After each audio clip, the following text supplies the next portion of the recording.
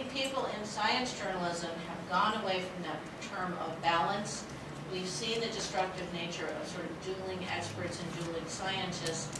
What is bothering me in certain areas of controversies of science right now is we really have dueling blogs, and I don't think having people go to the extremes on both sides has really contributed to a constructive dialogue.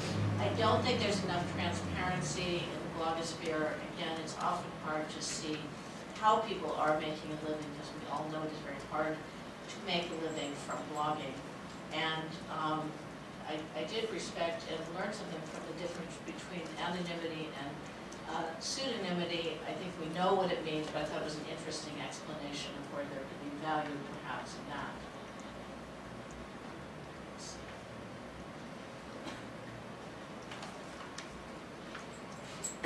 And I'm just going to take a moment, let's see where the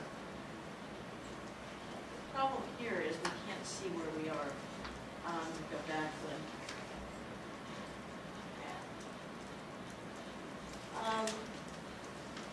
Just talk, I'm going to be followed by one of the best-known bloggers in the climate blogosphere, and so it is an area that over the last 4 years I have jumped back into climate science, policy, and politics. And as Tom said earlier, those of us who've been covering controversies in science and public policy have seen it with tobacco, we've seen it with abortion science, we've seen it with nuclear power, which I covered in the late 70s and felt again driven out of it to some degree by the crazies. It was very hard to write in that area. I think the difference is in the last couple of years, I'm looking at a paper I wrote 4 years ago about the future of science journalism, and I had almost nothing on the blogosphere. I don't think any of us anticipated how quickly the traditional media would slide downhill, how many of our specialist science reporters, environment reporters would be gone from mainstream media, and how quickly the blogosphere would grow. And I think this viral nature makes it very, very different. Things happen very quickly, and there is an attack dog mode. I don't think climate blogs replace journalism, and they don't replace reporting the news. Looking at one of the measures, the Wikio top 5 science blogs, I put that in post. 3 of them are on climate. Number 2 was What's Up With That, which has been referred to earlier, which is a very denialist anti-climate change. Number 3 is Climate Progress with Romm, who is pretty vigorous on the other side in terms of a progressive agenda. And then we have Real Science, which has the scientific community participating. But I do feel the danger of the blogs are these really deep canyons that are being created and reinforce prejudice and have really polarized the discussion. And I regret, and I'd be interested to hear from my colleague about this. Not only are they personality driven, but there's been an awful lot of attacking the media messengers. And in my own case, every time I've written, I wrote a very, maybe too boring piece for Columbia Journalism Review about climate change now what, with the idea that we had a consensus on the science and now the fight was going to be about what to do about it. Now this was a few years ago, and I didn't anticipate, I was naive that in fact, you know, the way to avoid doing something about something is to keep attacking whether it exists. But I found it surprising just the number, on Columbia Journalism Review, the number of attacks that I got personally. I've seen with following Andy Repkin as a science journalist, environment journalist, who I think has tried to do a good job. He has been attacked by both of the leading blogs on both sides. And again, an example last year when Rush Limbaugh used something that Andy Repkin had said and urged his audience that the best thing that Andy could do was to go kill himself. And that got picked up, and Andy suddenly got in the center of that. When we had, again, a rather moderate post on CJR.org about this controversy and what had happened, I saw this huge blog traffic, and I didn't write it, a colleague wrote it, and I was very excited. It's great to get some democracy, some people participating, and I opened it up. All of the comments were, yes, Limbaugh's right, he should go kill himself. So that kind of vitriolic, ugly, not helpful dialogue, I think needs to be replaced by some of the science journalism, science-based journalism blogs striking back, having more branded journalism reporting online, trying to build audiences that really are following journalism and getting some of the facts before they jump into the fray.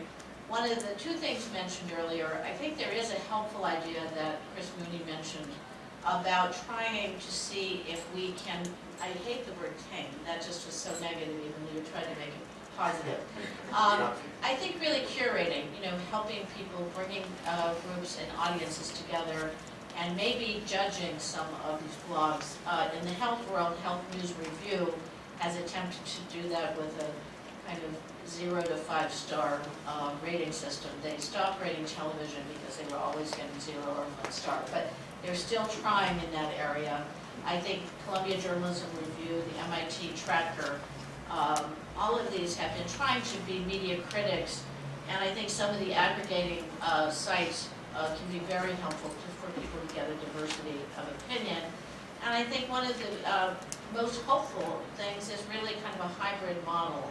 I'm encouraged to see that when even the New York Times, which I think is the richest and has the biggest science staff left in the country, they don't really have the depth on something like climate, but they are pairing up with some of these other specialty services, many of which are written by ex-reporters from other sources. So there's a kind of group of people out there that are for hire, and so things like Climate Wire, Green Wire are written by good reporters. They are journalistic, and so I think the degree to which we can bring the new models in with the old models and create a hybrid can be very helpful in terms of the other group that we haven't mentioned, the public, and I just don't think we spend enough time thinking about the public today, and particularly the young public and young Americans who are not reading mainstream media. I'll stop there because I have a warning. Thanks, Cristine.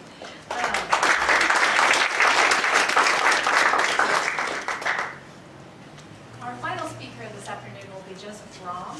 He's the editor of ClimateProgress.org and senior fellow at American Progress. In 2009, Time magazine named him one of the heroes of the environment and the web's most influential climate change blogger. Romm was acting Assistant Secretary of Energy for Energy Efficiency and Renewable Energy in 1997, where he directed $1 billion in R&D and deployment of clean energy and carbon mitigating technology. He holds a PhD in physics from MIT, and in 2008 he was elected a Fellow of the American Association for the Advancement of Science for, quote, distinguished service toward a sustainable energy future and for persuasive discourse on why citizens, corporations, and governments should adopt sustainable technologies. Howdy, thank you so much for having me. The BS in physics and a PhD from MIT, so being invited to Harvard is a very big deal. Certainly a lifelong ambition. Particularly to speak on blogging, of all things. I did not always used to be a blogger. I didn't even used to be particularly fierce going through physics. Academic curriculum. In fact, both my parents were journalists, so that's how I knew that I did ever wanted to become a journalist. Saw how poorly my father was treated running a medium-sized newspaper from a circulation under 10,000 to taking it to over 70,000. My parents, the dinner table conversation was always about the news, journalism, journalistic ethics a great deal.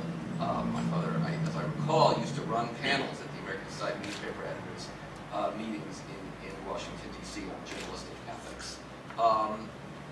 I think that people are operating, people of my generation operate under this, have this mythic view of what journalism is that really only spans a 2 or 3 decade window. And I would say if you actually go back to the way newspapers were 150 years ago, it's a great deal like the blogosphere. In fact, I think you could